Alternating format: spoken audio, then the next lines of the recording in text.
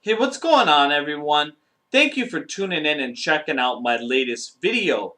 Now, this video is going to be talking about the matchup between Nicholas Walters versus Nonito Donaire at the featherweight division. And this fight is actually going to be on the Gennady Golovkin versus Marco Antonio Rubio card. This fight in itself is going to be fireworks, and in my opinion, could headline its own card and nobody would complain about it. So, great night of boxing. This is definitely a fight you don't want to miss. Donaire versus Walters. Now let me get into this matchup. So Nonito Donaire is a fighter. When I look at his skills, he's a veteran. He's got a good chin. He's got speed. He's got power. And I actually like his uppercuts he throws. That was something when I watched tape of him that I kind of overlooked in the past. But yeah, I really liked his uppercuts, and I thought they were one of his nicer punches in my opinion. Now, Donaire, when I watch his fights, he really likes and he's really effective when he's counter-punching. So he likes when guys are going to be aggressive and come forward and he can counter them. That's when he's at his best. And his best punch, I think most people would agree with me on this, is Donaire's left hook is vicious. That's his bread and butter punch. And really, he's knocked a lot of fighters out with that punch. And it's an outstanding weapon that he possesses. Now, when I look at Donaire right now, I see a guy, after his loss to Rigondeaux, I haven't seen the same fighter as I saw before that. He hasn't looked good after that fight, and I really am questioning his mental game right now, and also, is he hungry? Those are my big questions going into this fight, and before people say, oh, he's already making excuses for him if he loses, I think that this fight versus Nicholas Walters is going to bring out the best in Nonito Donaire because he's got to know that Nicholas Walters is a very hungry fighter.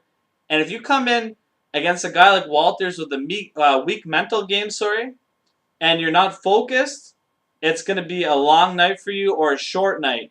So that's why I think that Donaire is ready for this fight. He's going to come in prepared, and I think we're going to get a very good Nonito Donaire in this matchup. Now let me speak on Nicholas Walters. Here's a guy who's a Jamaican fighter. He's 24-0, 20 KOs. And for this video, guys, I actually did something a bit different. I actually reached out to Rudy Hernandez, who is a boxing trainer and cutman, and he is actually part of the Nicholas Walters team. His role on the team right now is he's a cutman. Also, he's an assistant, and he also gives some instructions on the break as well during fights. And this is a guy who is a brilliant boxing mind, in my opinion. If you want to see some of his work and the instructions he gives, look at the Mike Alvarado and Brandon Rios rematch. He gives out some excellent advice during this fight, and this is a brilliant boxing mind, so I appreciate him giving his opinion and his thoughts on Nicholas Walters to me. So when I asked Rudy what he thought of Nicholas Walters, he told me that Nicholas Walters is a skillful fighter who packs a punch, and he has a high boxing IQ, and he actually mentioned that he likes his short right hand that he throws to the body. So, Rudy Hernandez, respected boxing guy, and he thinks very highly of Nicholas Walters. Now, my opinion on the fight, who has the advantages? Let me first start off with Donaire. I think Donaire has the advantage. He's more experienced. He's fought better opposition. Those are two advantages right off the bat. I also think that Donaire is a faster fighter. And I think that Donaire has the advantage on counterpunching, in my opinion, in this fight.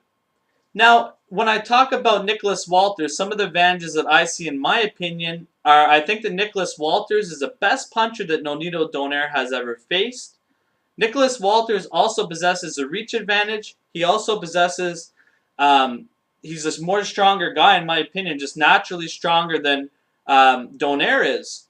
So, my prediction for this fight, I actually think that Nicholas Walters is going to win this fight via stoppage. Late rounds, maybe like the 8th round, something around that area. I just think that Walters is extremely hungry. I think that this guy has unreal power, and he has a lot of advantages in the physical department in this fight. But it's hard to tell with Walters because we haven't seen him in with the top-level opposition like we've seen Donaire in with. So that's what really makes it an interesting fight.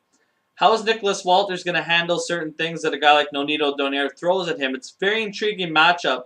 And this is one of the hardest predictions I've ever had to do, to be honest, on all the videos I've been a part of. So I'm interested to you guys think of this fight. Give me some comments.